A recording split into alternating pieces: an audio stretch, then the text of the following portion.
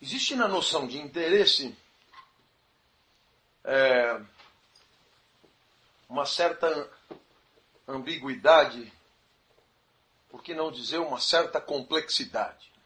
Porque essa complexidade ela é explicada por Bourdieu a partir, digamos, de uma certa... de um resgate às concepções filosóficas mais conhecidas e portanto, de certa maneira, a gente vai ser obrigado a dialogar com elas. Então, uma palavra que é muito recorrente na sociologia de Bourdieu e que ele nem sequer traduz é eros. Então, claro, esse eros ele vai encontrar o seu subsídio mais significativo no Banquete de Platão, que é uma obra que Bourdieu lia e gostava muito. Então, claro, a primeira coisa que se destaca no Eros de Platão é o discurso de Sócrates, pelo menos esse é a perspectiva, digamos, oficial. E nesse discurso de Sócrates, Eros é apresentado como sendo desejo e desejo pelo que falta.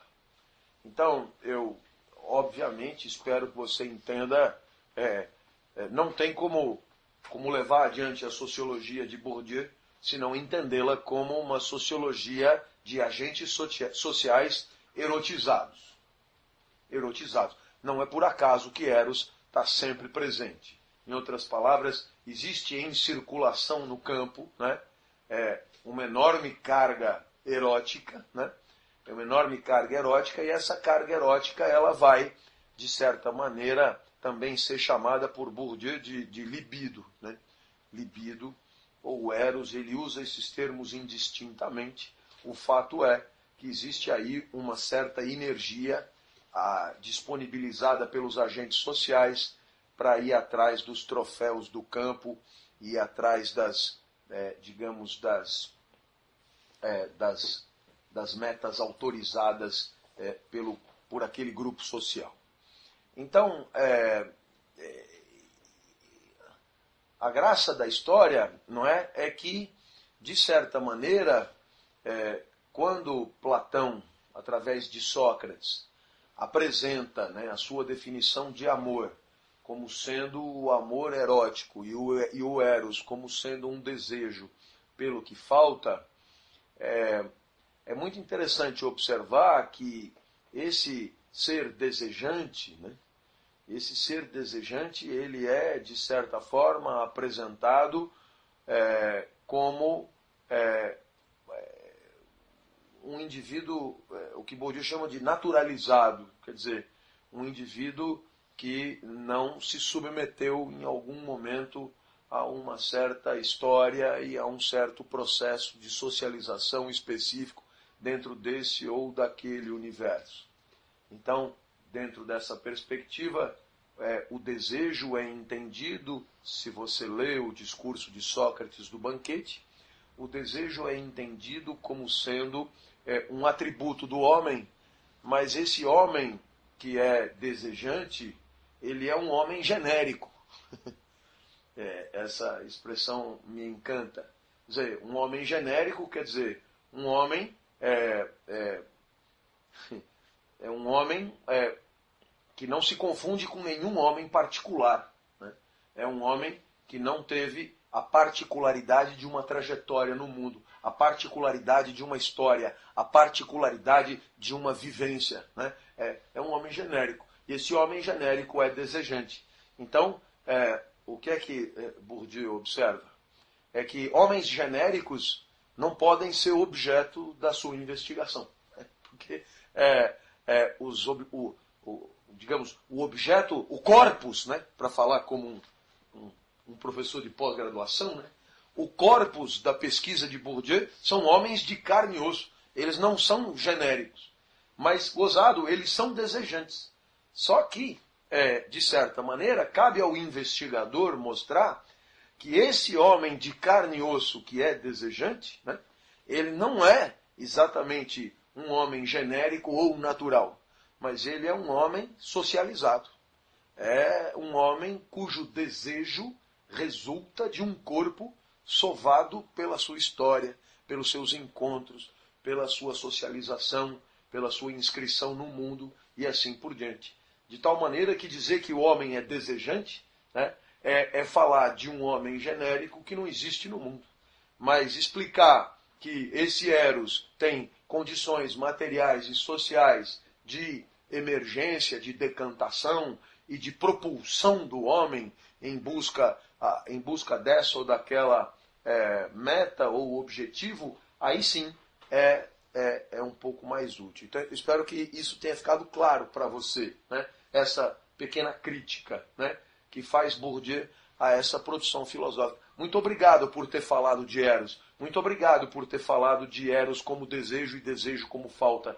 Isso de fato existe. Só que Eros, desejo, falta e homem desejante são noções absolutamente, digamos, transcendentes, né, à imanência do mundo da vida. Né? E no mundo da vida, o homem não é exatamente desejante. Ele é desejante de alguma coisa. Né? E ele é desejante de alguma coisa, e esse de alguma coisa resulta de uma investigação da sua especificidade, da sua particularidade, da sua história, da sua trajetória e assim por diante. Então, nesse sentido, vai aí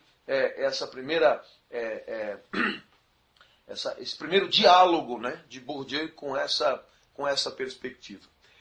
Curiosamente, né, quando você estuda, digamos, o amor fora do banquete, né, e esse amor fora do banquete pode ser estudado no Fedro, por exemplo, você já encontra uma investigação mais, digamos, apetecível, né, ao olhar sociológico de Bourdieu.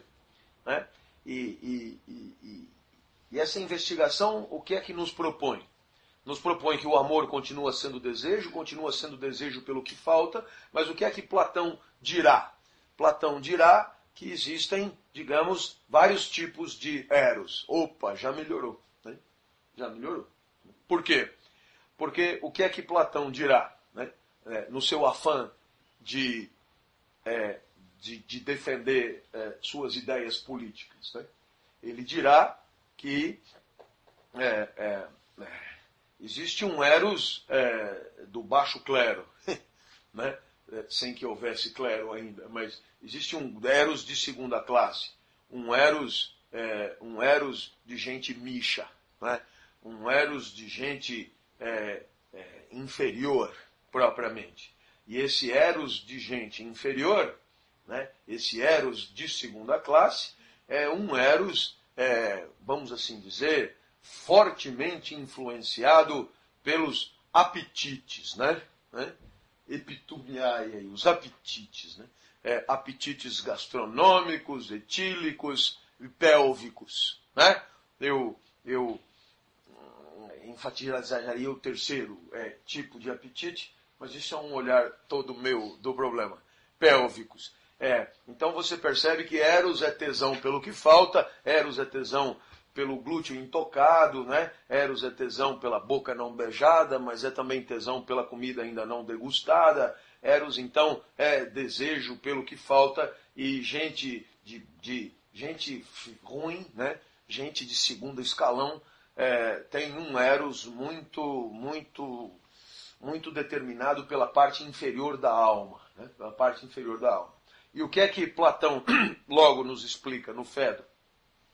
Que existe a parte superior da alma. E a parte superior da alma também é erotizada. Né? Mas ela é erotizada, de certa maneira, por uma coisa que falta, que não é glúteos e feijoada, mas é a verdade, né? É o conhecimento, digamos, a competência intelectiva, é a capacidade de pensar melhor, é a capacidade de buscar verdades ainda não conhecidas. Então, é claro que isso também falta, e isso é objeto de Eros, né? Tesão por conseguir uma performance intelectual ainda não conseguida. Esse é o Eros de primeira classe. Ora, o que é que Platão propõe, né? O que Platão propõe é que pessoas que têm Eros de primeira classe acabam convivendo mais com pessoas que têm Eros de primeira classe. E pessoas que têm Eros de segunda classe, e de terceira classe, e de quinta classe, acabam convivendo com pessoas que têm Eros de segunda, terceira e quinta classe. E, de certa forma, essa convivência patrocina e reforça, não é, essas inclinações iniciais, propriamente. Mas que, quando você, digamos, tem inclinação por buscar desenvolvimento intelectual, isso já se deve a uma predisposição inata, né, ao desenvolvimento das faculdades intelectivas. E quando você tem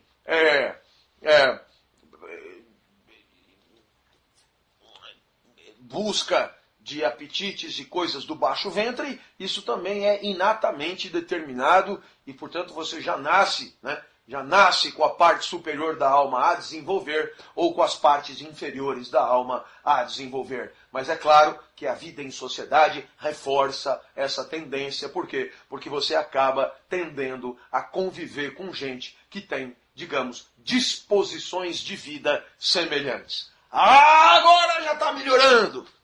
Já está melhorando por quê? Porque se você tirar essa parte do inato, você já chegou em Bourdieu. Não precisou fazer muita força. Você já encostou. E o que você encostou? Encostou no seguinte. Tenderá a buscar, digamos, o desenvolvimento intelectivo. Aquele que tiver vivido em condições favoráveis a desenvolver esse tipo de atividade intelectiva e tenderá a buscar a satisfação do baixo ventre aqueles que tiverem esse tipo de inclinação. Em outras palavras, o Eros superior ou o Eros inferior, enquanto busca desse ou daquele tipo de troféu, nada mais é do que o resultado de um certo tipo de pertencimento social, um certo tipo de socialização e de história no mundo social. Bom, que fique claro, sempre haverá um chato, né, para dizer que o fulano nasceu na caixa prego, que o pai era alcoólatra, a mãe era prostituta e gostava de ser prostituta, a irmã passou a vida drogada, desde 6 meses ela já cheirava cocaína e não sei o quê, e esse indivíduo acabou sendo professor de teologia na Universidade Pontifícia de Roma. Pois é, meu amigo, mas Bourdieu é um sociólogo, não sei se você me entendeu. Não me venha com um palhaço qualquer que é absolutamente extemporâneo e excêntrico e excepcional. O que Bourdieu está falando é de grandes tendências, grandes mouvements, grandes inclinações, e não a existência de um chato que, por conta de esse ou aquele tipo de inclinação, acabou chegando aonde não deveria ter chegado.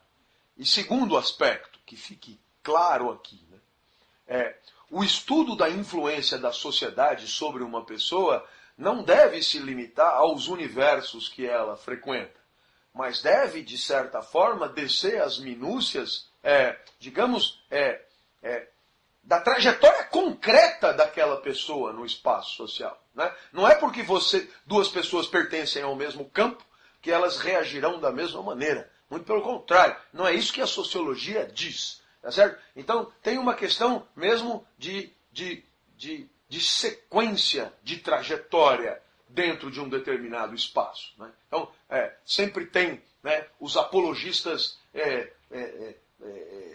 do determinismo biológico. Né? Sempre tem.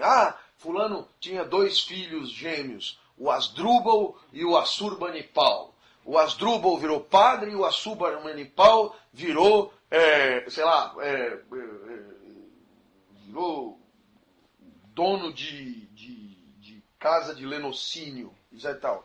Então, Veja só como eles já nasceram e não sei o que, porque tiveram a mesma socialização, a mesma família, a mesma não sei o que, argumento de fundo do quintal extremamente chato, que tem sempre um chato para dizer, sabe por quê? Porque você tende a defender a tese de que o mérito de uma vida que você considera meritória é seu. Então, cai bem para você acreditar que tem esses casos e tal, mas não seja bobo, cara. Se você põe dois moleques na mesma história, eles não encontram as pessoas na mesma ordem, eles não encontram as pessoas no mesmo momento, eles têm experiências com as pessoas diferentes. Às vezes o cara tem o mesmo professor, na hora que ele vai falar com o professor estava de ovo virado, deu-lhe uma chinelada, no dia seguinte o professor estava super bem, acolheu, trouxe para casa, ensinou, etc e tal. E aí foi o mesmo professor, na mesma escola, mesma tudo, só que o resultado afetivo daquele encontro foi o oposto. Então, não seja burro.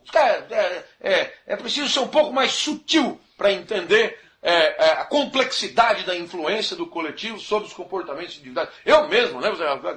Todos nós fomos alunos do professor Clóvis. Só que cada dia eu estou de um jeito, fomos alunos do professor Clóvis. O professor Clóvis não é nada. É um corpo em trânsito, velho. Eu já fui muito mais bem-humorado do que sou, e mais pobre, e etc e tal, e, portanto, ter tido aula comigo não quer dizer absolutamente nada. Quer dizer absolutamente nada. Eu penso, então, que, de certa maneira, eis aí uma inquietação que me parece fascinante, que é a perspectiva do Eros. Quer dizer, tudo bem, vamos buscar o que falta. Só que o corpo que busca o que falta, né, o corpo que deseja, né, o corpo que tem tesão, não é um corpo, mas é uma sociedade feita corpo. É um corpo trabalhado pela sociedade. Né? Então, nesse sentido, eu gostaria que isso ficasse muito claro. E poderíamos descer às minúcias. Eu vou falar das regras da arte proximamente. Né? Hoje não é dia de falar de estética exatamente, mas eu faço questão de dar um exemplo. Né? As partes eróticas, né? Quer dizer, em outras palavras, o sujeito, quando ele vê alguém pelado, ele fica de pinto duro, não é? Então, dá a impressão que isso é a natureza se manifestando. Por que não seria, né? Por que não seria? E é gozado, porque essa impressão de que é a natureza se manifestando esconde o que está por trás. E o que está por trás? O que está por trás é que aquilo que supostamente desperta tesão não é excitador imanente, mas é resultado de uma convenção. E isso é que fica escondido. Em outras palavras, para deixar isso mais claro, quando você, né, eu gosto desse exemplo, né, você mete a mão na panturrilha de alguém, isso é exame para ver se o sujeito distendeu, né? Se você mete a mão aqui mais pra cima, na bunda, no meio da bunda, isso é sacanagem, velho, né? Isso é sacanagem. Então, quando você põe a mão na panturrilha, você está sossegado. Se você meter a mão na bunda, você fica excitado. Por acaso a diferença está na consistência muscular, na panturrilha e na bunda? Não está, porque hoje as mulheres, elas ficam dando aquele coice para trás e elas ficam com a bunda tão dura quanto a panturrilha. Não é uma diferença de textura. Não está na objetividade muscular. Entendeu? Não está na disposição do encaixe tátil. Não está. Está no quê? No fato de que te contaram, ao longo de uma trajetória ininterrupta de exposição ao mundo, que a panturrilha não é nada e a bunda é show de bola. Então passar a mão na bunda é que é excitante. E de tal maneira conseguiram convencer o teu corpo disso, que quando você passa a mão na bunda, você fica de pinto duro. Mas é socialmente construído. Entendeu? Isso é o que a gente chama de excitação pelos símbolos sociais. Tá perfeito? Mais eficaz que o Viagra, de certa maneira.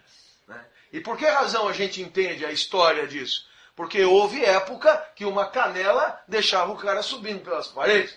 Hoje a mulher mostra a canela e você diz que foi, machucou? E vai ver, destroncou, não sei o que e tal, porque ninguém pode pretender ficar excitado olhando uma canela. Tá certo? Né? Tanto é assim que se você olhar para o pé de uma mulher ficar excitado, hoje eles te põem num hospital com desvios, com patologia. Você tem... diz por quê? Porque você está se excitando com aquilo que não é convencionado como sendo excitável. E, portanto, perceba o quanto a sociedade faz parte do teu corpo nas suas manifestações mais viscerais. Ficou claro isso? Tá claro? Então mudou a história, mudou a sociedade, mudou a coisa. Eu prevejo que não vai ficar... Claro, fomos eliminando a erotização de tudo, né? Você nasce com tesão por tudo e vai capando. Não, o braço não dá tesão, o cotovelo não dá tesão, o pulso não dá tesão, o ombro não dá tesão, o joelho não dá tesão, não sei o que, coisa. E foi capando. Eu vou dizer, mas a vulva é sempre excitante. Lógico, porque a sociedade não pode decretar o fim da sua reprodução. É preciso que o cara se excite com a vulva para poder nascer criança e a espécie reproduzir. Então é claro que existe aí um certo alinhamento de reprodução da espécie, onde pinto e vulva estarão a salvo da deserotização do mundo, entendeu? Né? E assim, vamos. Acho que é essa aí a primeira ideia que eu queria passar para você e que me parece fundamental.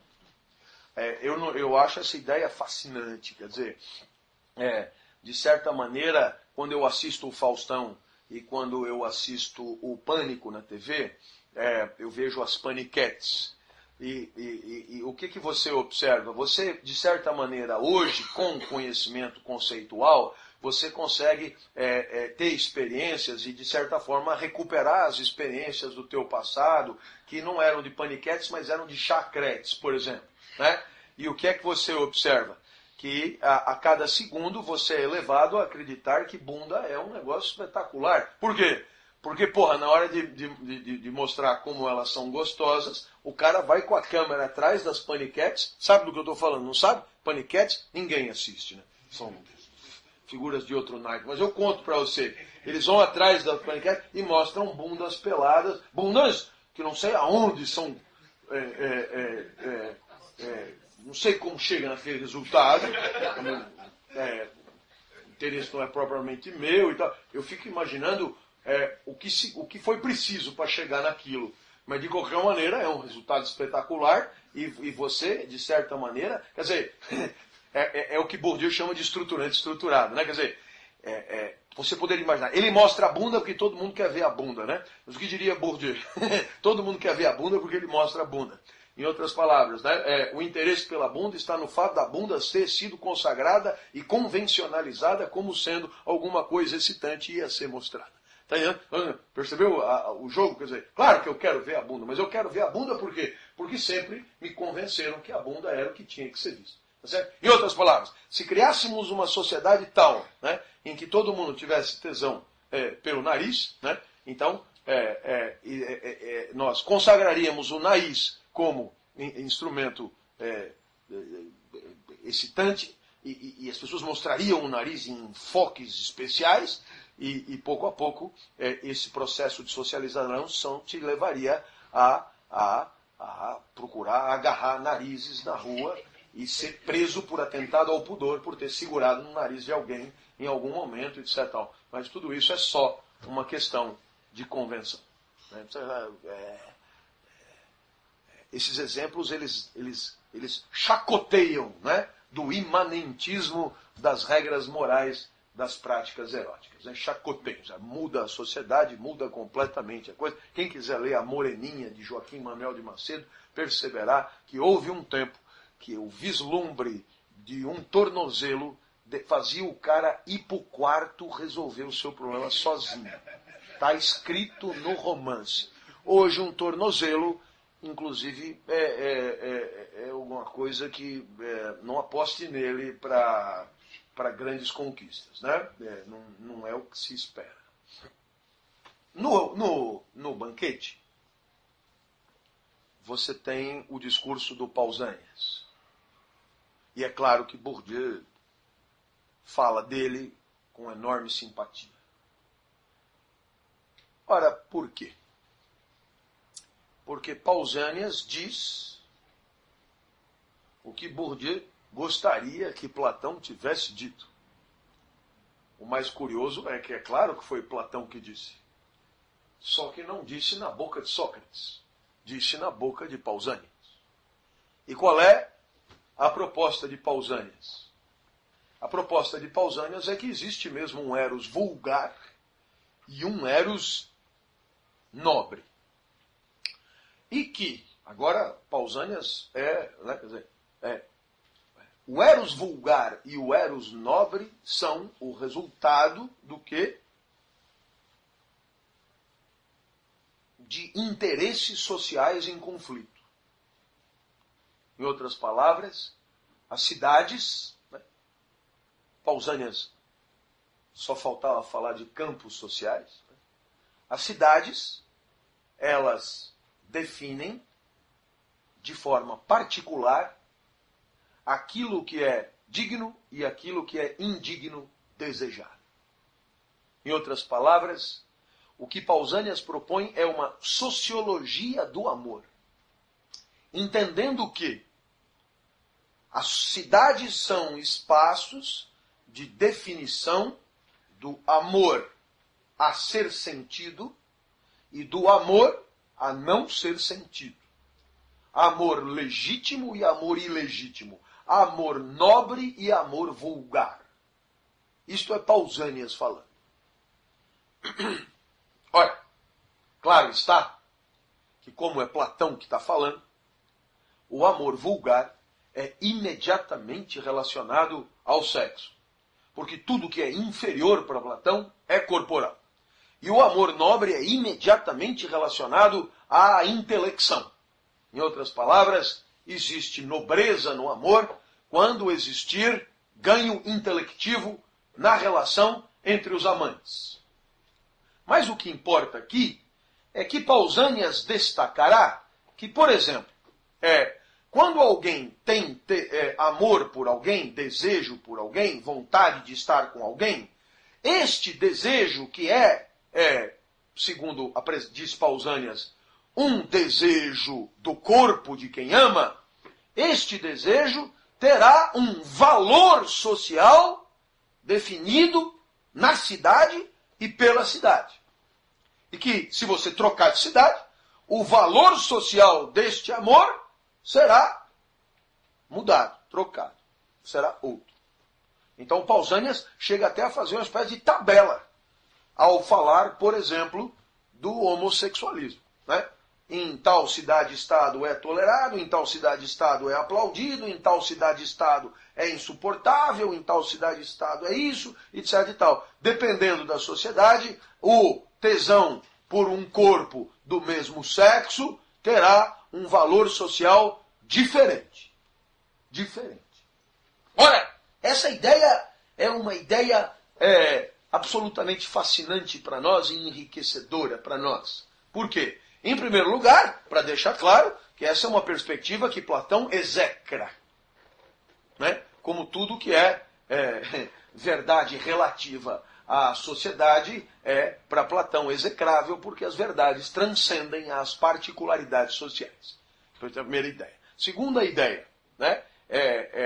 A perspectiva de Pausanias nos leva a perceber que desde muito cedo, né, já se tinha a impressão, né, de que existem desejos certos e desejos errados de sentir.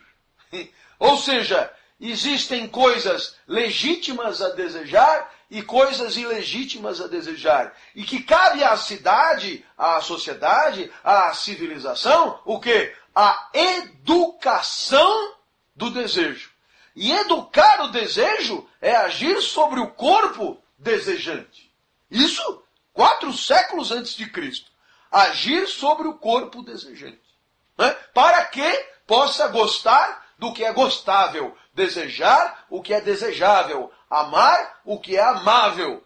E amar o que é amável, segundo o quê? Segundo aquele entendimento particular daquela sociedade, daquela cidade específica. Perceba, a perspectiva pausaniana de amor é uma perspectiva que vai ser usada por Bourdieu de maneira muito eloquente, de maneira muito clara, quando Bourdieu busca mostrar, né, que existe uma investigação necessária sobre a influência da sociedade sobre as paixões. Sobre as paixões. Em outras palavras, o que o sociólogo tem que investigar? A influência da sociedade sobre o que nós pensamos? Isso é muito menos necessário, porque essa influência ela é óbvia. Mas sobre o que nós sentimos, isso é muito mais necessário, porque essa influência é muito menos óbvia. E por quê? Porque ela se confunde. Ela se confunde com a naturalidade de um corpo que desejaria naturalmente. Eis aí. Então, daí a necessidade da investigação, da participação da sociedade na definição dos objetos legítimos de desejo e, digamos, na socialização de entidades desejantes para tal, propriamente. Em outras palavras, o trabalho legítimo de civilização é um trabalho de direcionamento do Eros para o que for legítimo desejar, propriamente. Em outras palavras, se você se encontra com alguém que deseja o que é ilegítimo, pois isso é um erro civilizatório, um erro socializatório, um desvio. Desvio, como não dá para botar na cadeia a sociedade, bota-se na cadeia a vítima do erro, que é a entidade desejante. Né? Poderia dar um exemplo para você entender isso melhor. Uma jovem colega me liga, foi colega aqui da USP, de cursos que eu fiz aí, e que é responsável por uma escola de elite em Ribeirão Preto. A mais cara, a mais badalada, etc. E ela é diretora da escola. E ela me liga e diz, eu estou com um problema, porque tem um menino que já vai ganhando anos e continua, digamos, muito inclinado em manipular tatilmente, né, as mamas das professoras. Né? Então você percebe, então o que eu faço? Eu expulso a criança. Esse é um ponto fantástico. Por quê? Porque você tem, evidentemente, num primeiro momento, a autorização da manipulação mamária. E isso, claro, ela é, de certa forma, um alinhamento do que a sociedade autoriza e do que o instinto natural recomenda. Então, claro, isso vai até uma certa idade. De repente, alguém tem que dizer, olha, já não, né? É o desmame, né? É preciso parar com isso. Coisa e tal. Ora, se o menino não parou, é porque houve uma ineficácia do processo civilizatório. Né? Então é claro que o menino tem um desejo inaceitável. E esse desejo inaceitável, ele já foi aceito, mas como você tem uma categorização etária dos desejos legítimos e ilegítimos, alguém falhou na hora de produzir a ele uma tristeza necessária para que ele evitasse de ir buscar esse tipo de satisfação, que é a satisfação do toque mamário. Então, o que é que vai explicar Bourdieu? Né? Que na luta, né, na tensão entre o princípio de prazer e o princípio de realidade, a realidade é a sociedade. E a sociedade, de certa maneira, deve se organizar de maneira a fazer triunfar, né, a sua condição de sobrevivência em relação às pulsões dos agentes que dela fazem parte. Quando isso não acontece, você tem um desvio. O desvio é social e civilizatório. Quem vai pagar o pato é quem não foi devidamente educado. Aliás, não sei se você já percebeu, sempre funciona assim. Quando você não pensa bem, quem paga o pato é você, mas de certa maneira, se você não foi bem formado, isso é um problema social. Né? Se você pega e de certa maneira não tem o medo que deveria ter, isso é um problema social. E quem paga o pato é você. Sempre quem paga o pato é quem foi vítima de uma sociedade claudicante nos seus processos de civilização. Né? De certa forma, é dentro dessa perspectiva que Bourdieu vai, a partir de Pausanias, né, nos proporcionar uma reflexão sobre um eros de campo. É aqui que a gente avança. Haverá tantas libidos quantos forem os campos sociais em questão. Em outras palavras, cada campo tem uma certa forma particular de organizar a libido de seus agentes. Né? Então, veja você que bacana a comparação que eu vou fazer.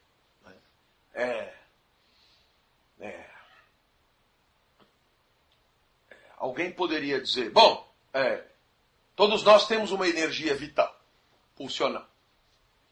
E essa energia pulsional, ela não pode ficar desorganizada. Mais ou menos como ela nasceu. Ela tem que ser organizada.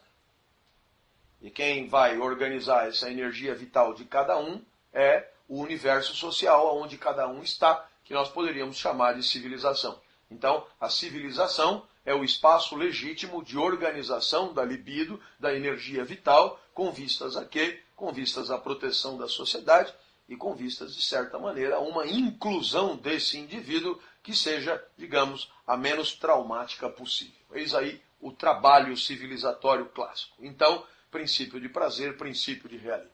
Eis aí o primeiro passo. A sociedade como um todo é um espaço de organização das energias vitais. Isso pode, isso não pode. Isso só pode depois. Isso não poderá nunca. E assim por diante, você vai aprendendo como é que você vai satisfazer, né, aquele desejo que é sempre o teu. Né? No final das contas, o princípio de prazer não desaparece nunca. Você está sempre querendo coisas. Você é uma usina de busca de prazer. E a sociedade é uma...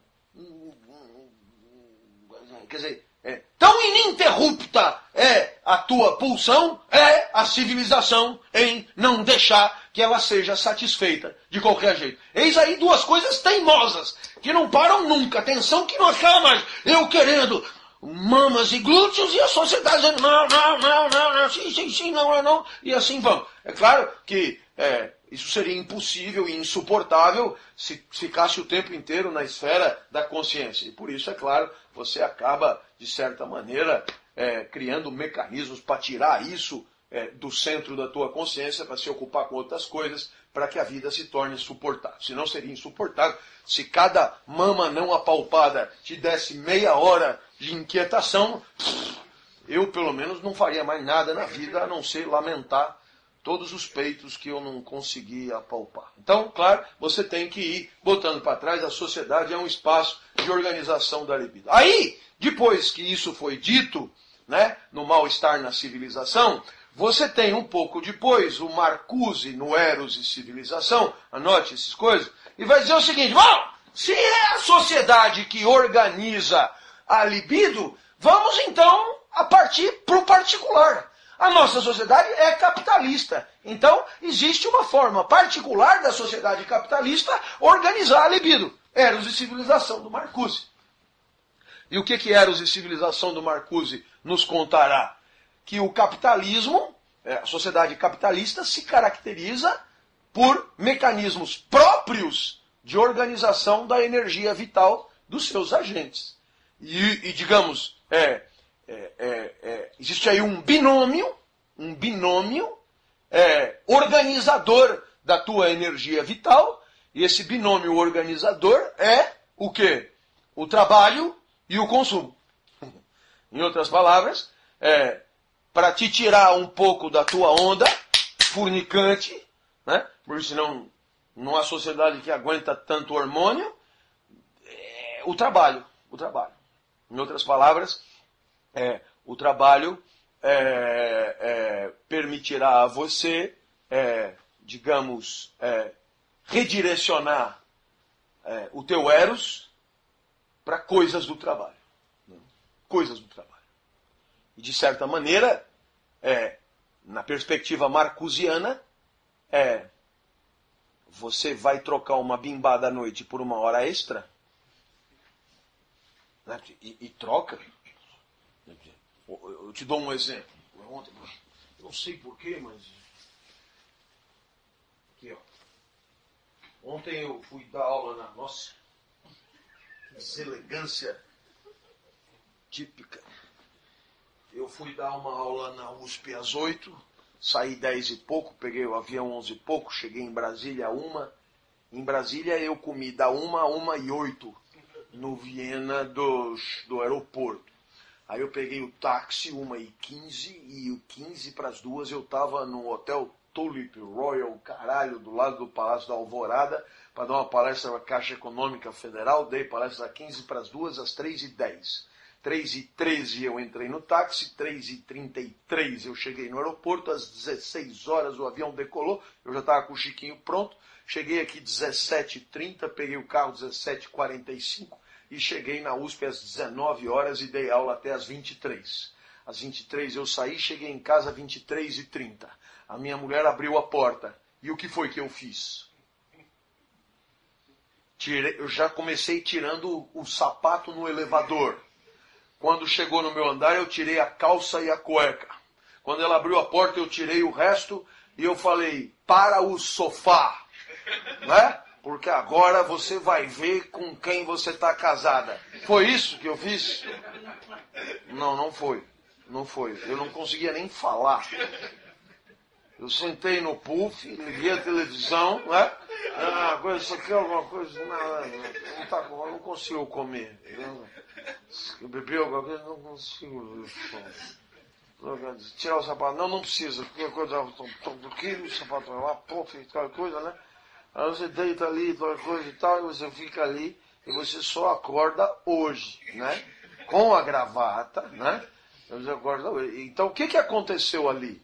Houve um redirecionamento da energia vital para o trabalho, não há dúvida, né? Então, essa perspectiva marcusiana é uma perspectiva fascinante, porque você troca mesmo, né? Uma coisa pela outra tranquilamente. E é claro que na lógica de Marcuse, muito influenciada por Marx, por gosto do Bourdieu, né?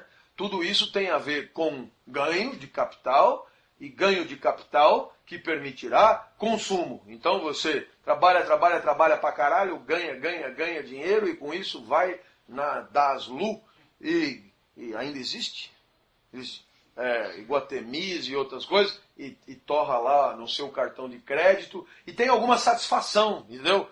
Pelo menos na hora, um vaso, uma porra lá, né? No lugar de uma trepada, um vaso, né? Uma bolsa Prada, né? Uma porra lá e tal, e assim você vai driblando e fazendo passar o tempo. Ora, houve ganho? Houve ganho, porque antes nós estávamos dizendo a civilização genérica canaliza a libido. Agora nós chegamos na escola de Frankfurt e nós dissemos a sociedade capitalista canaliza a libido. O que é que vai dizer Bourdieu? Vamos partir daí, né? Vamos partir daí. Sociedade capitalista é um negócio muito grande. Muito... Como tudo que é muito grande, é pouco preciso. Né? Pouco preciso. Né?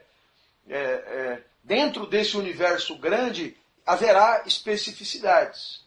E é claro que na hora que ele corta essa sociedade em campos, ele consegue um resultado infinitamente mais específico de organização das energias vitais em espaços, digamos, de maior especificidade nesse resultado. E a partir daí, você vai ouvir Bourdieu falar de libido acadêmica, libido econômica, libido política, libido jornalística, libido publicitária e assim por diante. Em outras palavras, aceitando que os espaços específicos de pertencimento social, eles, de forma relativamente autônoma, organizam mecanismos organizadores da energia vital e que, de certa forma, garantem um resultado apaziguador, um resultado de estabilidade que é específico daquele espaço. Então não dá para falar de sociedade capitalista, porque cada micro-universo social consegue esse resultado de maneira diferente. De maneira diferente. Olha só que loucura. Então, eu poderia estabelecer aqui algumas comparações, né? Mas, não cabe a menor dúvida que antes de fazer essas comparações, Bourdieu vai introduzir um elemento, né, nessa organização das forças vitais dentro dos campos, que é um elemento de temporalidade existencial.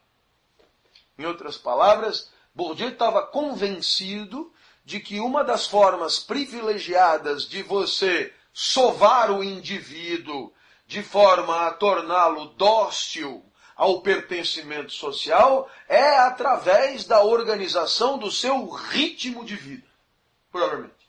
Em outras palavras, o ritmo de vida é um elemento constitutivo do hábitos de cada um e que é constituído dentro de um espaço específico de relações sociais e que é fortemente determinante da organização da energia naquele espaço. Ficou claro isso, não? É que eu já estou começando a falar. Não tem por que não ter ficado claro. Se não ficou claro, o problema é seu. Porque foi absolutamente claro. Né? É brincadeira, eu repito. Se quiser. Eu acho que você está entendendo o que eu estou falando, né? Quer dizer, não dá para deixar o tesão à solta. Então você vai jogar um cara na sociedade, a sociedade tem que segurar a onda dele. A pergunta de Bourdieu é: que sociedade segura a onda? Quem exatamente? Quais são os elementos materiais da sociedade que mais diretamente agem sobre o indivíduo? Então, o que Bourdieu dirá?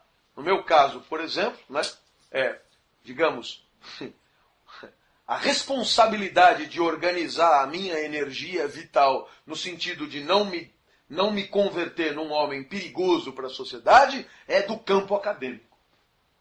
É o campo acadêmico o espaço que se responsabilizará por me fazer disponibilizar energia de um jeito socialmente legítimo, autorizado, reconhecido e, por que não dizer até, nobre. Nobre é o campo acadêmico. Esse é o que é o responsável. Então, eu não sei se você entendeu, se eu fosse funcionário da Bolsa, ou se eu trabalhasse num banco, ou se eu fosse deputado, eu organizaria a minha energia vital diferentemente. E por quê? Porque o espaço responsável por esse resultado é outro. E, portanto, existe aí uma especificidade a ser investigada. Ora, como é que ele começa a investigar essa especificidade? Através dos ritmos existenciais, através do quê? Da maior ou menor rapidez dos encontros dentro do campo, da maior ou menor rapidez das relações dentro do campo, da maior ou menor rapidez dos afetos dentro do campo. Está convencido disso. Quer dizer, a sociedade é um mosaico de orbitais e os átomos dentro desses orbitais circulam em velocidades diferentes. De tal maneira que você pode sair. Eu vou te dar um exemplo agora para você. Você sai da USP. É um espaço quase que estático. Né? É a falta de movimento absoluto. Assim, uma coisa... Então, qual é a cadência legítima ali? É de um professor que chega, vai tomar o seu café, vai para a sua sala. Isso na segunda-feira. Ele é 40 horas. Ele só vai dar aula na quinta. E ele já está cansado pela aula na quinta que ele vai dar. Ele dá uma aula por semana, entendeu? Aí ele chega, senta na sua sala, aí ele vai ver as notícias do dia, depois ele vai eventualmente fazer um fichamento. Deixa eu pegar esse livro que chegou agora. E tal. Aí ele vai lá, faz umas fichas, aí já é a hora da merenda, depois já é não sei o quê e tal. E aí então esse cara vai para casa e uma vez por semana ele vai dar aula. E como uma aula por semana é muito cansativo, ele acaba botando o seu assistente, porque ninguém é de ferro, etc e tal. Então, isso é uma cadência, né, E se você falar, mas escuta, ninguém faz bosta nenhuma aqui, ele tem respostas para te dar na ponta da língua. Quer dizer, para pensar o que eu penso, não dá para ser na velocidade que você compra ações. Né? Por quê? Porque o pensamento requer tempo. Você, como é um desmiolado e não pensa, é normal que você viva rápido. O pensamento é lento. A profundidade exige a maturação das ideias. Entendeu? Tá certo? Então você percebe que você tem aí um espaço que é um espaço de lentidão legítima. E é nessa lentidão legítima que você vai organizar as atividades dos agentes. Quer perceber? Quer começar a se fuder? Tenta acelerar para você ver o que acontece. Você acelera e você começa a rodar sozinho. Por quê?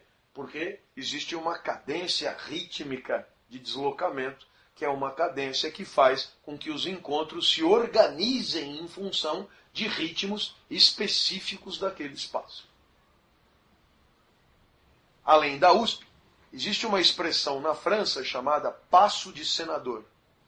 E o que é o passo de senador? É aquele passo de quem não quer chegar. Não é? O passo de senador. Etc. Tal. E você vai dizer, o sujeito se elegeu senador porque anda devagar? Seria o máximo. Não, ele passa a andar devagar porque ele se dá conta que naquele universo não adianta andar rápido. Ninguém te acompanha. Se você estiver com alguém andando, se você andar rápido, você fica sozinho. Em outras palavras, existe um ritmo social que contamina e respinga, né, uma certa, uma certa cadência individual. Né? Então, muitas vezes, né, tem conflitos de socialização. Né? Bourdieu vai falar de um hábitos primário que são, digamos, disposições de agir que você adquire na infância e na adolescência, vitimados por um pertencimento familiar e escolar. Muitas vezes tem um cara super agitado, de repente ele entra num espaço universitário ou num espaço laboral que é incompatível com aquele tipo de hábitos primários. E ele tem que passar por um realinhamento das suas disposições práticas. Por quê? Porque existe de certa maneira, a gente pode ter certeza que os RH da vida são pessoas com faro, né, para identificar esse tipo de alinhamento. A única coisa que ele não sabe é que são alinhamentos que decorrem de socialização e não de genética, disposições inatas ou competências intelectuais. Não, isso são alinhamentos de socialização. Nossa, é exatamente o que eu estava procurando. Já ouviu coisas assim? Nossa, é esse o nosso perfil. Não sei por que não é esse o nosso perfil. Por quê? Porque eu não notei o aguerrimento necessário. O que há ali é um desalinhamento de socializações e espaços diferentes. Pois muito bem, espero que você tenha entendido. Essas cadências são cadências socialmente definidas. O que nos leva a imaginar? Que o tipo de ritmo de vida é o exemplo maior de um atributo de hábitos. Por quê? Porque a tua cadência de vida é o tipo da coisa que você não presta atenção. Você só presta atenção quando há excesso ou quando há falta. Mas quando há uma cadência normal de vida, para você isto é o normal do normal. Quer dizer, o hábitos. A única coisa que você não para pensar é aquilo que para você é normal não é natural, mas é o que foi socialmente disposto enquanto aprendizado social.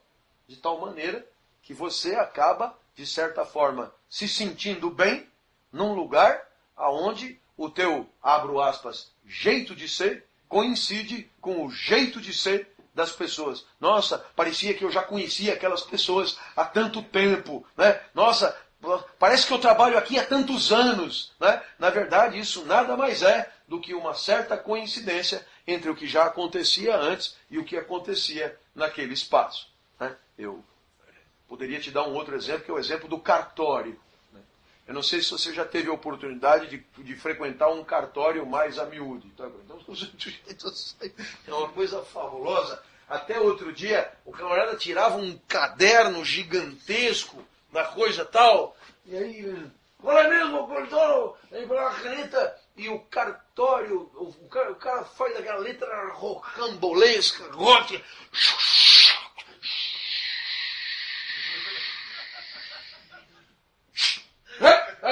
Aí você olha aquela mise-en-scène, e claro, para você que está de fora, ele saiu da onde, velho? Da década de 30, do século XIX.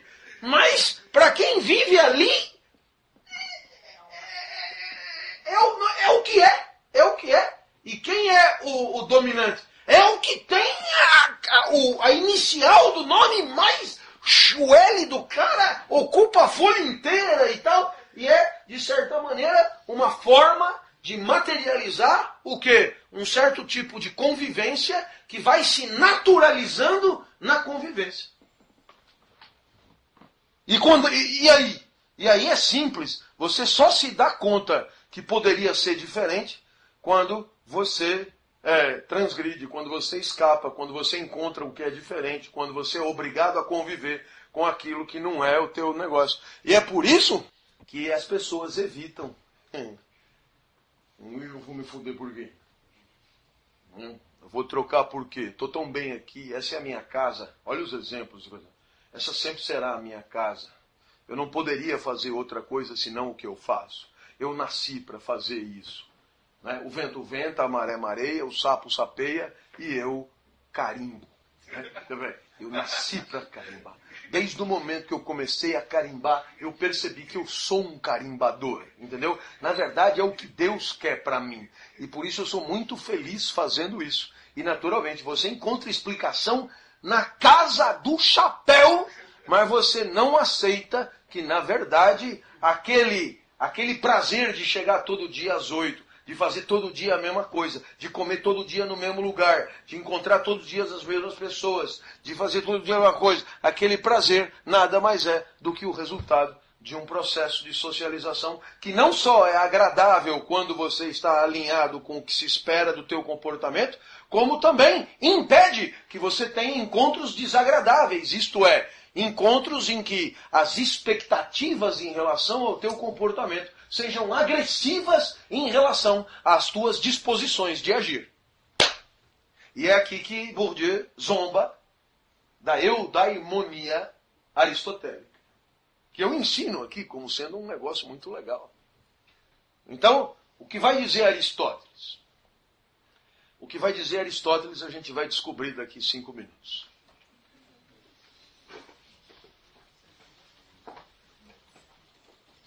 Vamos.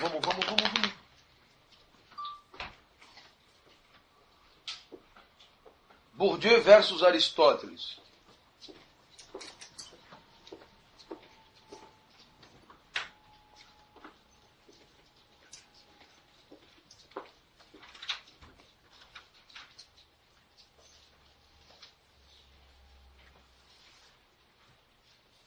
Ora, o universo aristotélico, você se lembra, ele é um todo organizado. Eu me atreveria a dizer que existe uma correspondência entre o cosmos, o logos e o teion. Quer dizer, o universo ele é ordenado, pelo fato dele ser ordenado, ele é lógico, compreensível, e essa beleza e essa maravilha da ordem universal, o homem aceita que não foi ele que fez, e portanto transcende a ele, e portanto é divina. Né? Um alinhamento entre o cosmos, o logos e o teion. Muito bem. Nesse momento, né, isso aí vem tudo proveniente até da mitologia, já está tudo pronto, Zeus organizou tudo, e aí nós temos um lugar natural. Então, perceba que Aristóteles fala em lugar natural. É bem bacana isso, né? Lugar natural. E o que é o lugar natural? O lugar natural quer dizer o seguinte: quando o vento venta, ele não venta em qualquer lugar. Portanto, o vento tem o seu lugar natural, que é entre pontos de pressão atmosférica diferentes, tá certo? Quando a maré mareia, ela também não mareia em qualquer lugar, certo? Quando o terremoto terremoteia, ele tem um lugar natural para terremotear, que quase sempre é na junção das placas tectônicas, entendeu?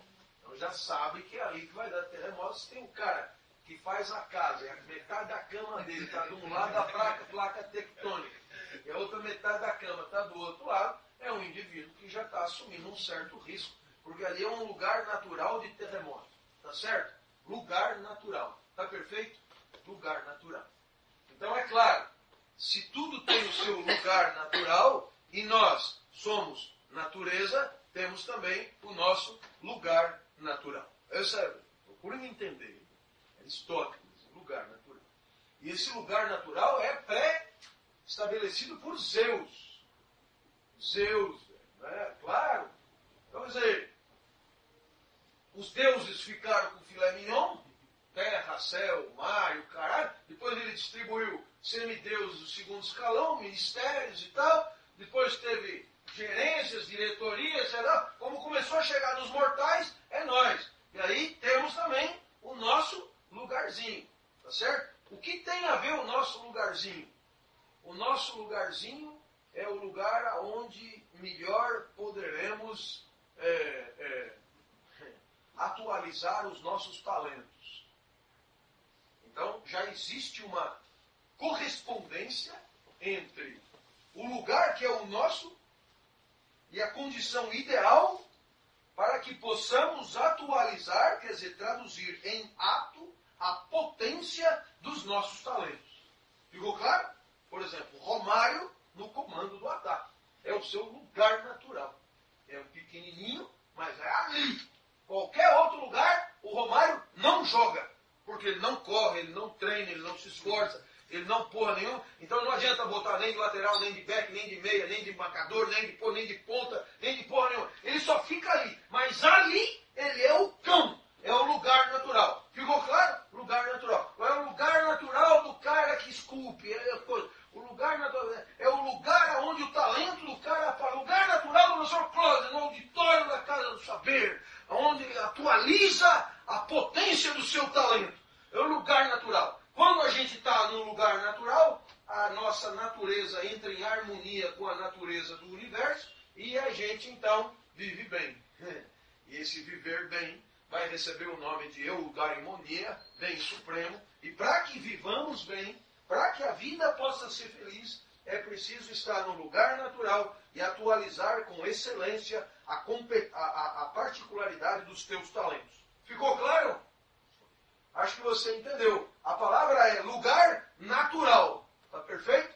E é a natureza que dispõe os lugares em função do quê? Da particularidade da natureza dos teus talentos. Pois muito bem. Qual é a graça dessa história? A graça dessa história é que quando você compra esse pacote,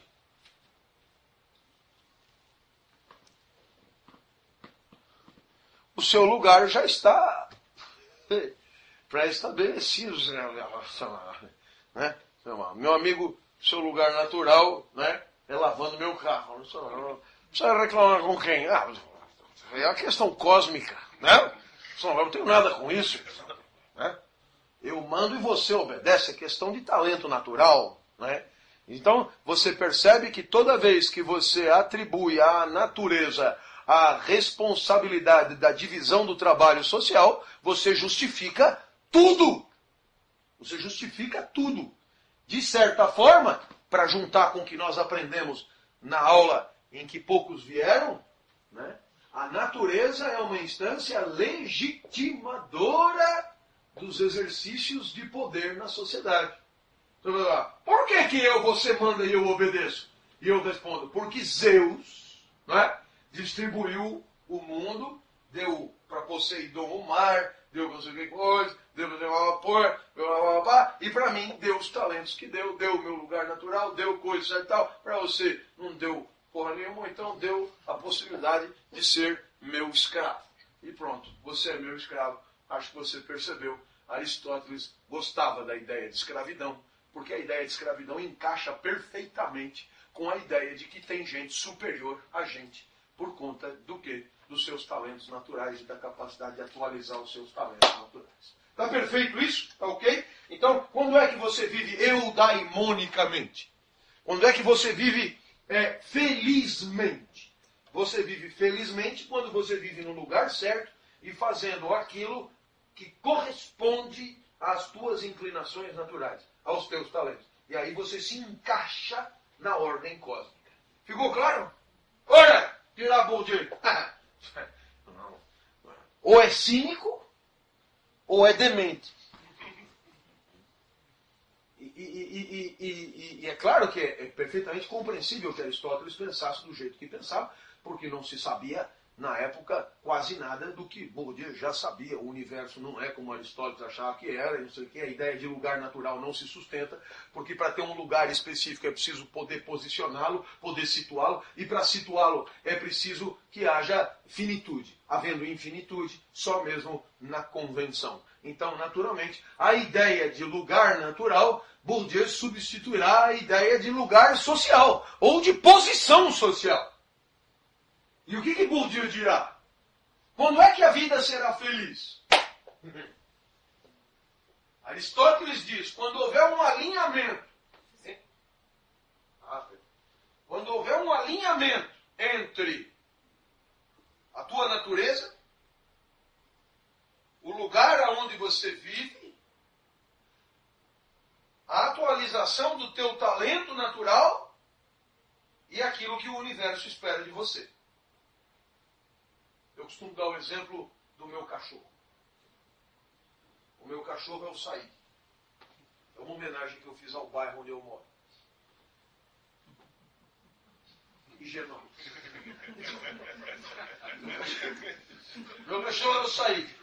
Muito bem. O Said é uma salsicha. Né? Alguém dirá, uma salsicha por quê? Foda-se, porque ele duas salsichas treparam e ele nasceu uma salsicha. Então ele dirá, não senhor, está tudo alinhado. Uma salsicha. Ora, a salsicha tem a ver com o seu talento. Qual é o talento de uma salsicha? Entrar em lugar difícil de entrar. Qual é o grande barato de uma salsicha? O que ele gosta de fazer? Isso. Entrar em lugar difícil de entrar. E o que o universo espera que ele faça? Entrar no buraco difícil de entrar. Puta que pariu. Não tem como errar. É uma harmonia perfeita. Ele é o que ele faz, o que ele gosta e o que o universo espera que ele faça. Eudaimonia. Aí ele é feliz. Como? Entrando em lugar difícil de entrar. Quando é que ele é triste? Quando ele não tem um lugar difícil de entrar. Aquela coisa que tinha tinto de palha. Não tem um lugar difícil de entrar. Então, é esse o lance. A salsicha sem o lugar para entrar. Digo padre sério, né? Não tem um lugar para entrar. Então, a salsicha é para entrar. Tá óbvio. Tá óbvio. Pegue aí a salsicha à sua mão. Você verá. Ela é daquele jeito da razão de ser. Então, claro, esse é o pensamento grego. Qual é a proposta de Bourdieu? A proposta de Bourdieu é que a felicidade requer mesmo um alinhamento. Né? Ele gosta de tirar sarro. Não, Aristóteles tem até razão. Né? Aristóteles tem até razão. Só que ele tem razão se você aceitar o quê? Primeiro, vamos partir do nosso universo. Ele é infinito, uma zona, não é referência para nada. O que é que sobrou na nossa mão? A sociedade. Muito bem? A sociedade vai definir o quê? Os seus espaços. Os seus espaços vão definir o quê? Os seus troféus. Os seus troféus vão definir o quê? As competências necessárias para alcançar os troféus. As competências necessárias para formar os troféus vão ser definidas e forjadas aonde? Em espaços de formação de competências necessárias para formar o troféu. E vão encontrar até pessoas talentosas para isso. Quando tiver o alinhamento entre a tua competência, a tua formação, o que a sociedade espera de você e o troféu que você busca, você será feliz. Percebeu? Existe também um alinhamento possível, só que ele não é da natureza com o cosmos, ele é do quê? Ele é da tua educação com o que a sociedade espera que você consiga num determinado espaço. Em outras palavras, quando é que você tende a ser feliz? Quando, de certa maneira, você busca aquilo que a sociedade espera que você busque e você tem competência para alcançar. Eu vou explicar.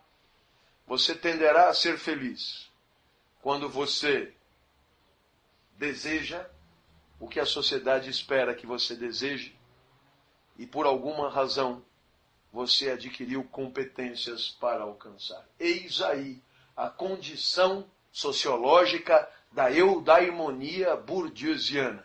Quando é que a vida vai valer a pena? A vida vai valer a pena quando você tiver um tesão. Esse tesão é o que a sociedade espera que você tenha tesão por, e por alguma razão você tem capital, condições, recursos e competências para alcançar aquilo que a sociedade espera que você alcance. Exemplo. Você se entendeu? Está me acompanhando ou não? Não é? O sujeito adora a mulher. Costuma durar 15 dias, um mês, não sei. Mas adora a mulher. Ora, a sociedade monogâmica espera o quê? Que ele adore a mulher. Se existe um alinhamento espetacular, ele só tem tesão com a mulher e a sociedade espera que ele só coma a mulher. Que coisa mais espetacular do que isso? Quer dizer, toda a sua energia mais aparentemente autêntica é alinhada com o que se espera que ele faça. E o que é mais legal, ele tem hormônios a 1000 para comer a mulher que a sociedade espera que ele coma. Eu acho que você entendeu. Esse indivíduo está nas nuvens. Eudaimonia social de Pierre Bourdieu. Conseguir fazer o que os outros esperam que você faça.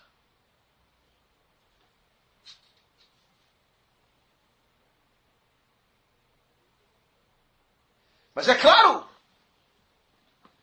que poderíamos acrescentar aí um elemento suplementar.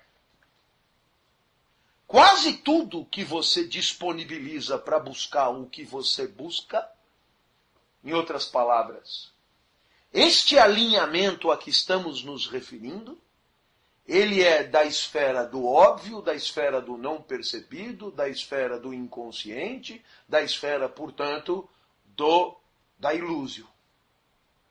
Da ilúsio. Quer dizer, condição de felicidade. Inclusão num espaço organizado. 2.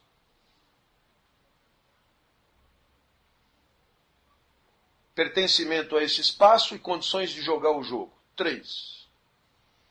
Acúmulo progressivo de capital específico no campo. 4. Competência sempre relativa para alcançar os troféus do campo. 5. Desejo óbvio de alcançar os troféus do campo. 6. Uma sociedade que espera que você alcance os troféus do campo. 7. Acho que você percebeu. Existe um alinhamento que vai desde você até a sociedade e cuja fronteira é uma fronteira difusa.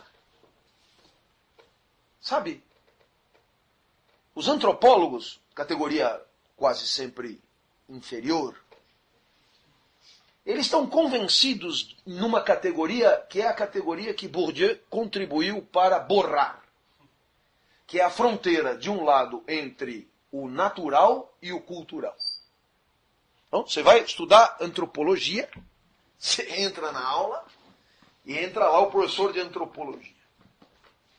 10 sobre 10 professores de antropologia vão colocar na lousa, no primeiro dia, a diferença entre natureza e cultura. Natureza é o que é da natureza e cultura é o que é resolvido pelo homem, etc. O que é que Bourdieu mostra? Esta diferença não existe.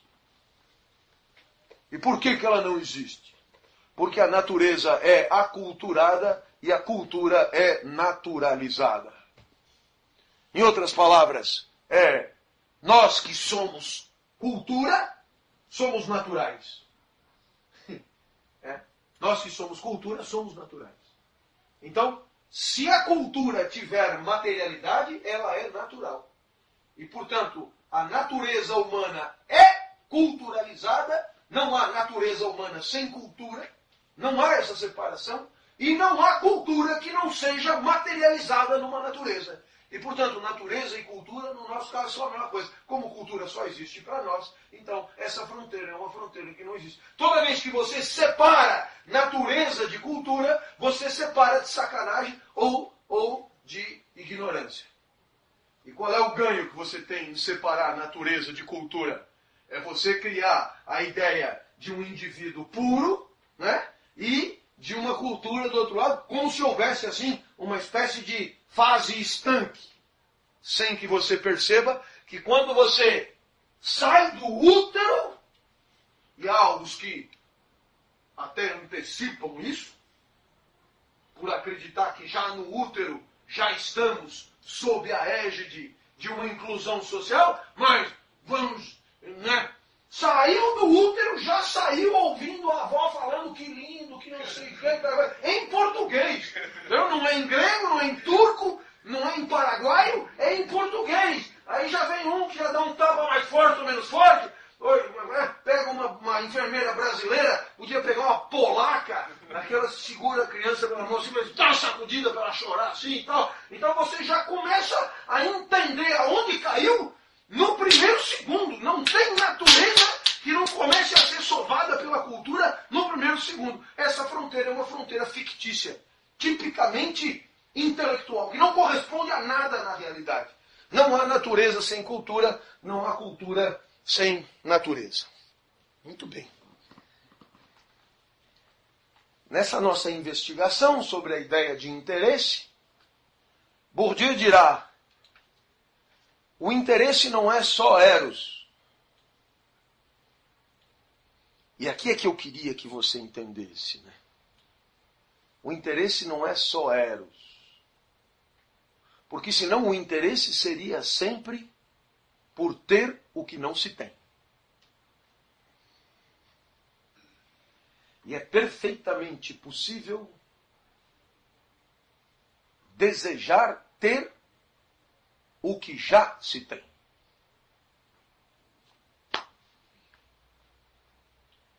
E é perfeitamente possível que quando você deseja ter o que já se tem, é porque você está muito satisfeito em ocupar a posição que ocupa.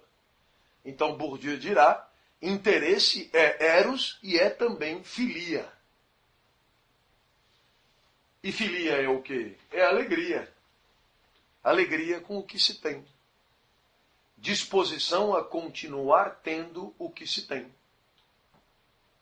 Se você preferir, interesse também é sustentabilidade. Ou, se você preferir, sustentabilidade também é interessada. É claro, estou bem pra caralho. E o que eu quero da vida? Pois continuar dispondo do que eu tenho interesse. Então, claro, a maioria olha para cima, ter o que não tem. Mas você tem os dominantes que precisam, antes de mais nada, continuar tendo o que tem. E eles são interessados. Então você tem interesse em ter o que não tem e interesse em continuar tendo o que tem. Existe, portanto, é claro, uma dimensão de falta também na conservação, porque, é claro, o interesse é por continuar tendo amanhã o que se tem hoje. E amanhã não é hoje. Amanhã não é hoje.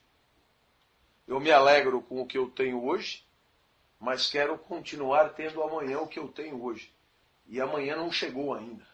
Então eu ainda não tenho amanhã o que eu tenho hoje. E, portanto, eu tenho interesse em continuar tendo amanhã o que eu tenho hoje. E, portanto, existe uma dimensão de falta evidente na perspectiva de conservação de uma posição de dominação. Está perfeito isso? Ora, meus amigos, Essa ideia de interesse como sendo um híbrido de eros e filia, em outras palavras, como sendo uma busca do que não se tem, uma busca de troféus ainda não alcançados e uma conservação dos troféus já alcançados, nos permite entender uma coisa muito importante na sociologia de Bourdieu. É que tudo em Bourdieu tende ao monopólio e nada em Bourdieu alcança o monopólio. Então vamos entender isso. Tudo tende ao monopólio e nada alcança o monopólio. Em outras palavras, todo competidor busca o acúmulo de capital específico no campo com vistas à obtenção dos troféus do campo. E é claro, se você perguntar para esse competidor o que ele quer, ele dirá: eu quero mais capital, eu quero mais troféu, eu quero conservar os troféus, eu quero, na verdade, sempre mais. Então, qual é a tendência? A tendência é de um acúmulo indiscriminado de capital, de reconhecimento, de glória, de prestígio, de satisfação, de aplauso do outro, etc, etc. Eu tendo o quê? Eu tendo ao monopólio. Agora, é claro, esse monopólio jamais é conquistado. Por quê? Porque sempre haverá enfrentamento, outros competidores que buscam a mesma coisa, haverá sempre interesses contraditórios e assim por diante. E é por isso que há uma tendência ao monopólio, mas o campo é um espaço, invariavelmente, é um espaço de distribuição e redistribuição permanente dos bens que estão em circulação no seu espaço. Em outras palavras, a tendência ao monopólio é sempre a partir do olhar do jogador. Mas quem olha o campo,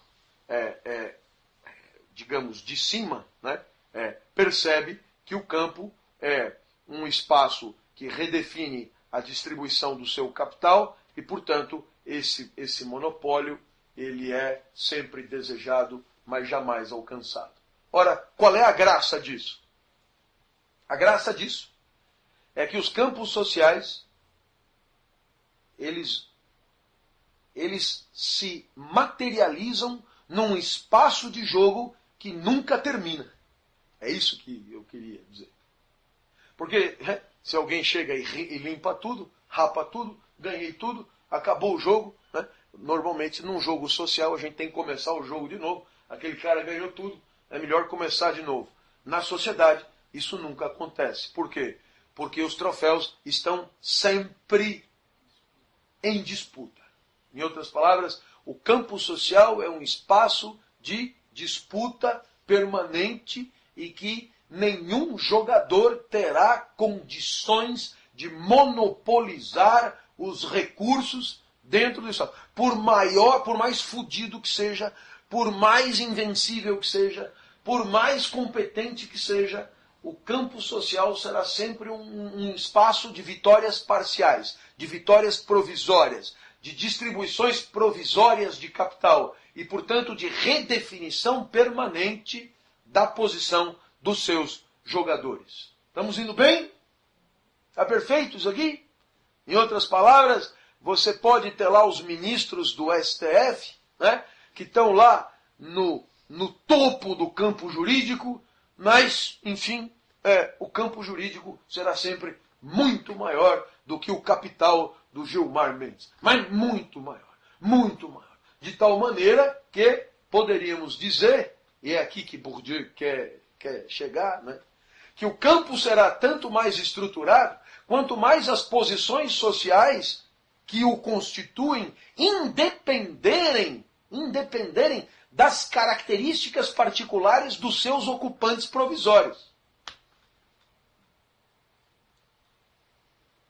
Sacou?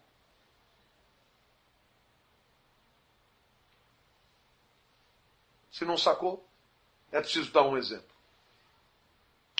O campo político tem um troféu maior.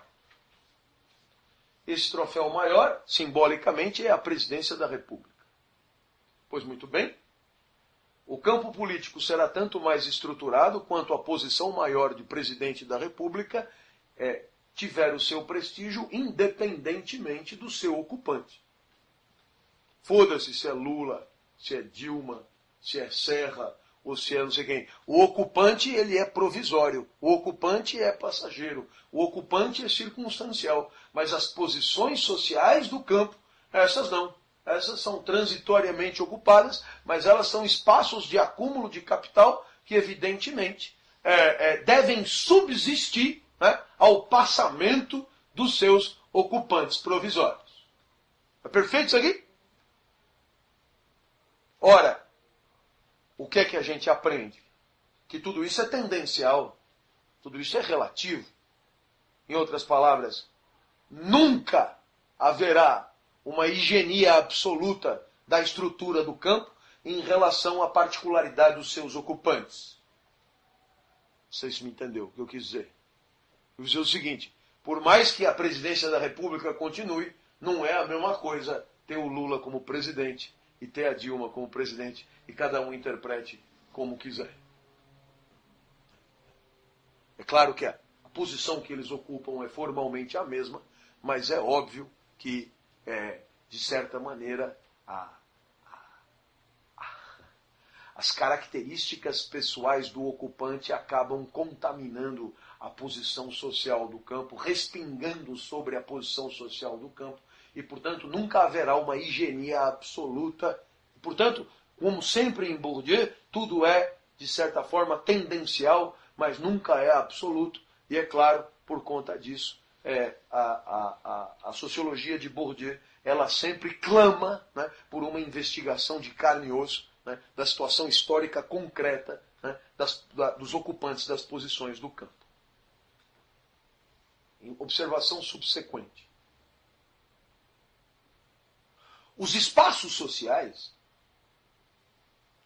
são espaços de acúmulo de capital. E, portanto, nós podemos divisar dois tipos de capitais em circulação. O capital dos agentes, particular dos agentes, capital que os agentes investem no campo, e o capital em circulação no campo, e que, de certa maneira, é um capital do espaço. Se você preferir, para isso ficar mais visível para você, imagine uma instituição. Imaginou uma instituição?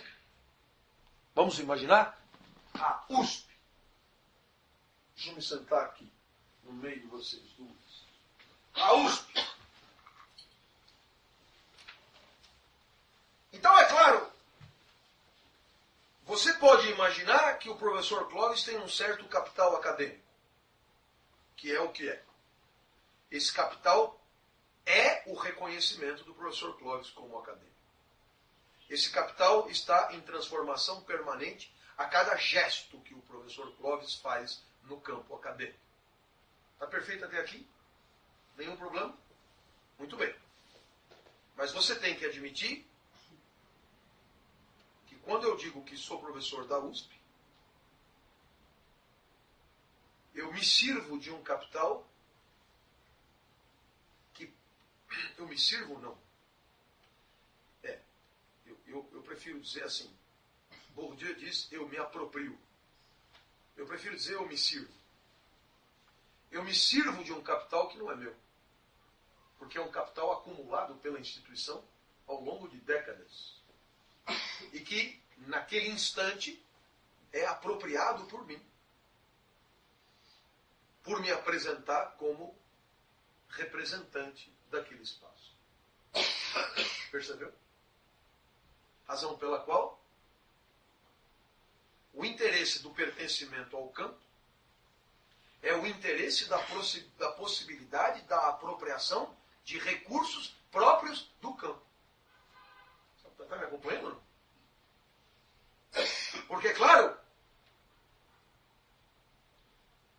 que tipo de ganho social eu tenho em dizer que sou professor da USP?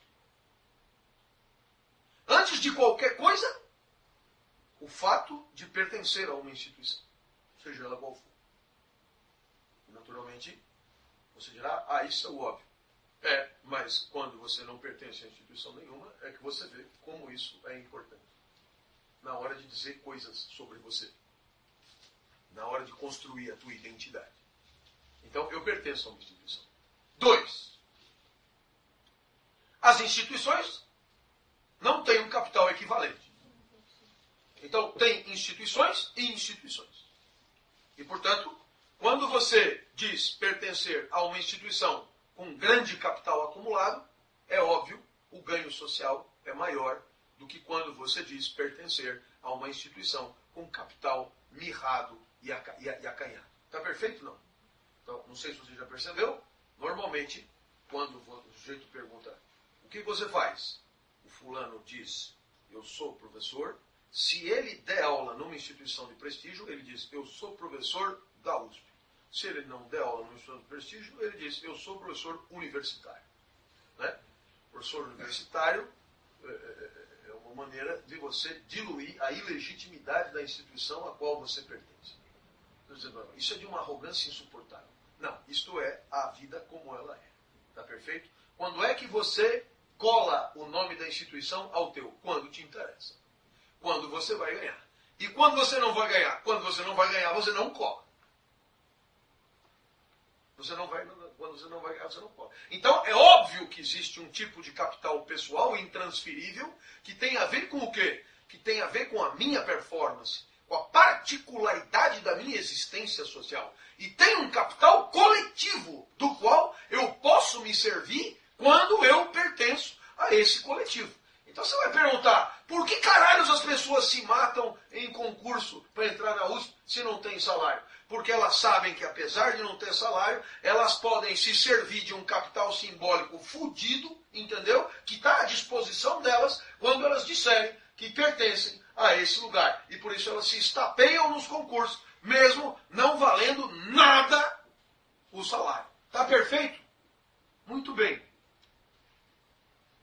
Mas você pode ter a situação inversa.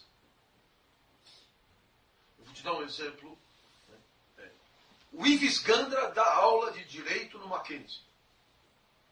Mas você já percebeu que a coisa complicou? Por quê? Porque não é o Ives Gandra não vai dizer eu sou professor do Mackenzie, é o Mackenzie que diz o Ives Gandra e dá aula aqui. Por quê? Porque o capital pessoal supera o capital institucional. Quando o capital pessoal supera o capital institucional, é o pessoal que empresta legitimidade à instituição. Coisa muito difícil de acontecer na USP.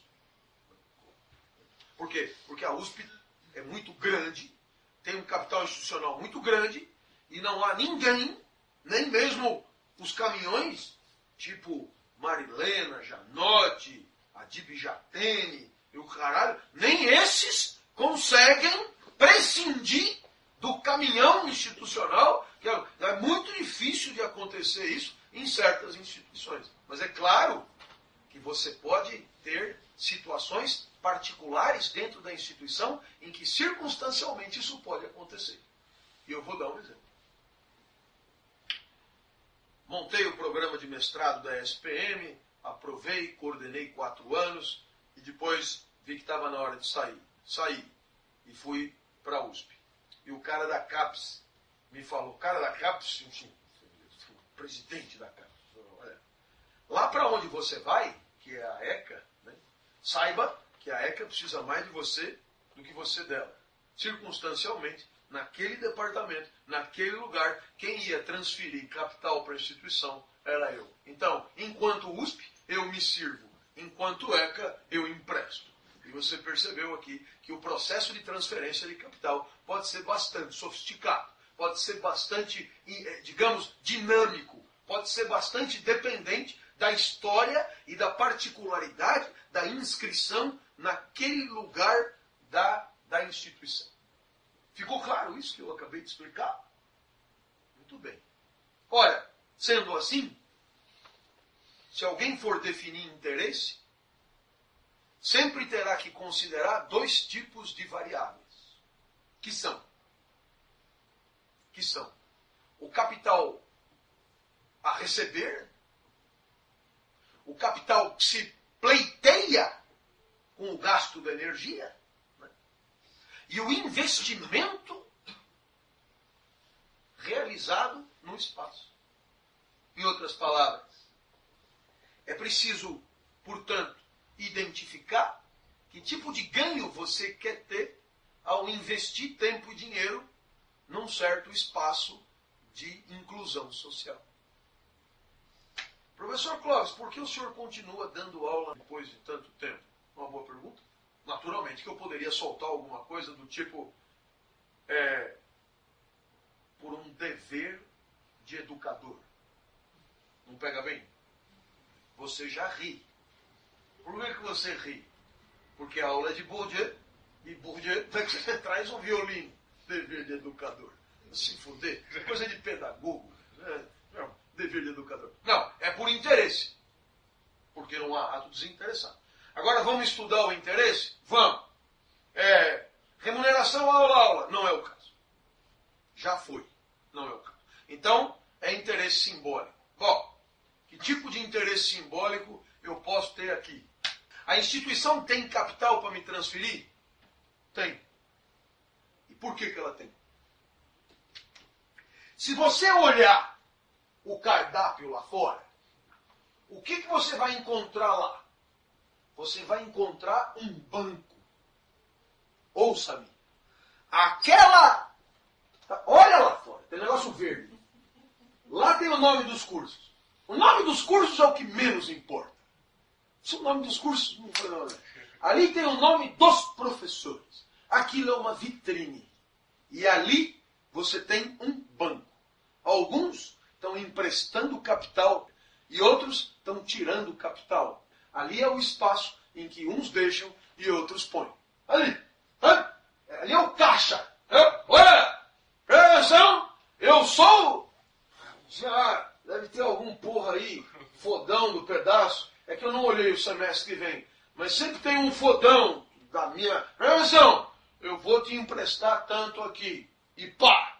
E um mequetrefe como eu, põe meu nome ali, e o que acontece? É o espaço institucional que assegura a transferência de capital simbólico da Marilena para mim. Olha, beleza? Eu continuo, não, eu fico ali, velho. Só no chapéu, né? E vendo os caras que vão entrar. No dia que só tiver Zé Mané no cardápio, não me cai moeda nenhuma no papel. No dia seguinte, eu não dou mais aula aqui. Mas e as moedas aqui? Foda-se as moedas aqui. Nunca peguei mulher nenhuma aqui. Erote nunca me valeu nada. Já é só pelo simbólico. No dia que não tiver ninguém acima de mim me transferindo capital e eu só que estiver sangrando, pau no cu, não volto nem nesse dia de seguida. Diria Bourdieu. Diria Bourdieu. É claro, você não vai imaginar que sou eu que estou fazendo essa análise, pelo amor de Deus. E você dirá, mas o senhor é o único escroto que pensa assim. Nem fudendo, todos estão aí por esta mesma lógica. A diferença é que quase todos por hábitos, o que é pior, entendeu? Vem e não sabe por quê. Eu não. Pelo menos sei exatamente por que eu estou aqui. No dia que eu fizer um cálculo e não tiver ninguém para me sangrar capital simbólico, não tem o dia seguinte. Ficou clara a explicação? Ótimo. Sendo assim, ainda me resta dizer alguma coisa sobre a noção de interesse. Campo, hábitos, legitimidade e interesse. Ainda me resta dizer uma coisa. A perspectiva de ganho de capital simbólico, ela é relativamente autônoma da existência orgânica dos corpos. É isso que eu queria destacar. E isso, então, é delirante. Esse cara era foda, velho. Um sujeito desse, ele era foda. Eu tive o privilégio de ter conhecido esse cara, assim, de tomar metrô, sabe? E é gozado, ele não relaxava. Sabe, de falar besteiras. Você viu, por exemplo, tipo, você viu... o Paris Saint-Germain ganhou do Lyon, então não tinha isso. Ele entrava no ônibus e ele ficava. Circuitos de consagração que passam pelo não sei o que você olha para o cara. Esse cara não sossega, velho, ele não sai da tomada, né? é aquela lucidez insuportável, crua e destroçante, assim, uma figura... E aí, então, é claro que dentro dessa perspectiva, isso ele me falou uma vez, tomando um café, ele pegou e falou, o interesse social, ele transcende e muito o apetite orgânico dos corpos. E aí, é claro, é o tipo da frase, não é? Porque ele só lançava mísseis assim, né? E você tomando café, caralho, né? É uma máquina, né? E aí, é claro, sabe-se lá por que ele pensou aquilo naquele momento. Era um cara que saía e ele ia falando e ele ia, não tinha iPad, iPod, iPod. Nós estamos em 1986. Ele anotava na carteirinha e tal e coisa e tal. E isso aí me chamou muitíssimo a atenção. Ele pegou e falou, o capital social, ele transcende a vida orgânica dos corpos supostamente detentores desse capital. Por quê? Diga por quê. Vai, responde para mim. Por quê? É porque a nossa vida social, ela dura muito mais do que a nossa vida orgânica. Ou não? Não preciso nem continuar ou você quer que eu continue? Quer que eu dê exemplo ou não? Eu acho que você entende que quando você fala de Ulisses Guimarães, de certa maneira ele tem uma existência social que não corresponde a nenhuma existência física. E Bourdieu dirá, em épocas passadas, a existência social do indivíduo a ser... Não treparam ainda. Mas o moleque que vai nascer daquela trepada, ele já tem capital, visibilidade, honra, notoriedade, glória, respeito, tudo sem que desse...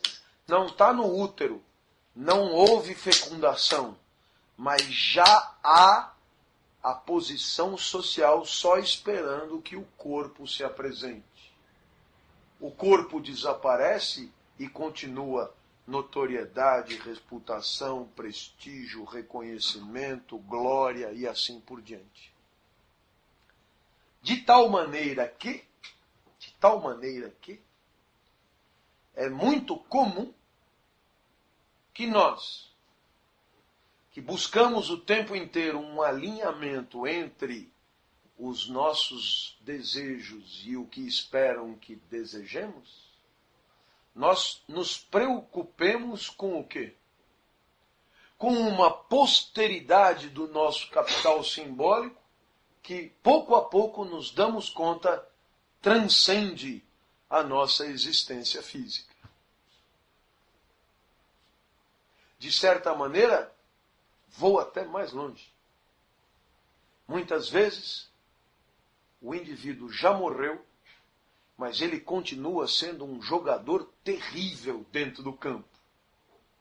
E a posição que ele sempre ocupou, ele continuará ocupando por décadas depois da sua morte. E, de certa maneira, dependendo do cara, ele continuará estruturando o espaço em que ele vivia. Eu poderia dar o exemplo do PDT e do Brizola. É impressionante.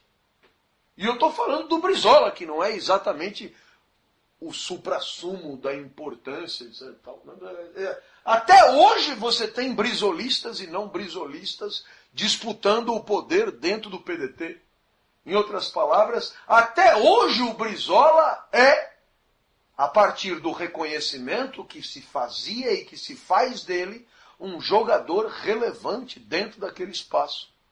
De tal maneira que você percebe que existe um descolamento entre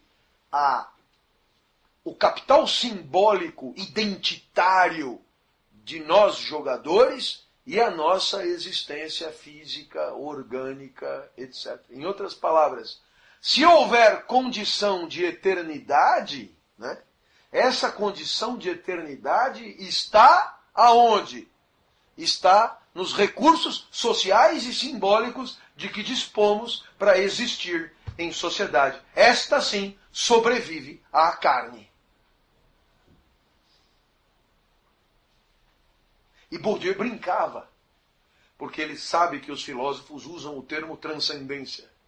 E ele diz, veja só, a sociedade é referência transcendente para os recursos vitais. Por quê? Porque, de certa maneira, você morrendo, você continua existindo, produzindo efeito, enchendo o saco, atrapalhando e, de certa forma, organizando a vida social à sua volta, mesmo não estando mais lá, só com o reconhecimento da tua existência pretérita.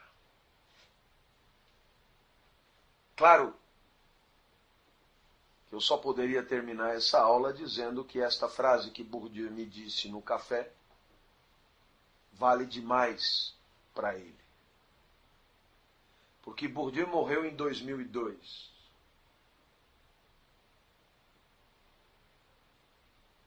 E se você for hoje na França e entrar na sala de aula de todos esses pós-modernos, o ódio por Bourdieu continua o mesmo, como se ele ainda estivesse ali. E essa é a vingança suprema.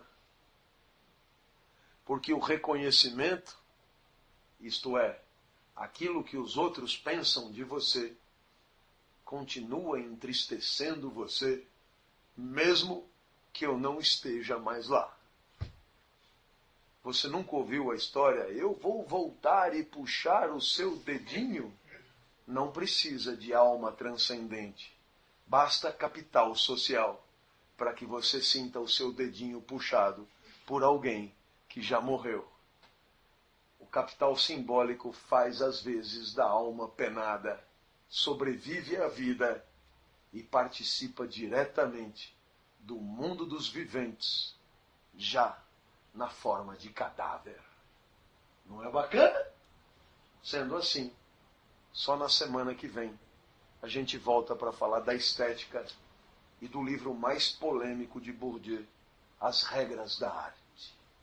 Foi aonde ele mais conseguiu irritar, na sua reflexão sobre a beleza. Mas isso é para a próxima aula. Boa semana.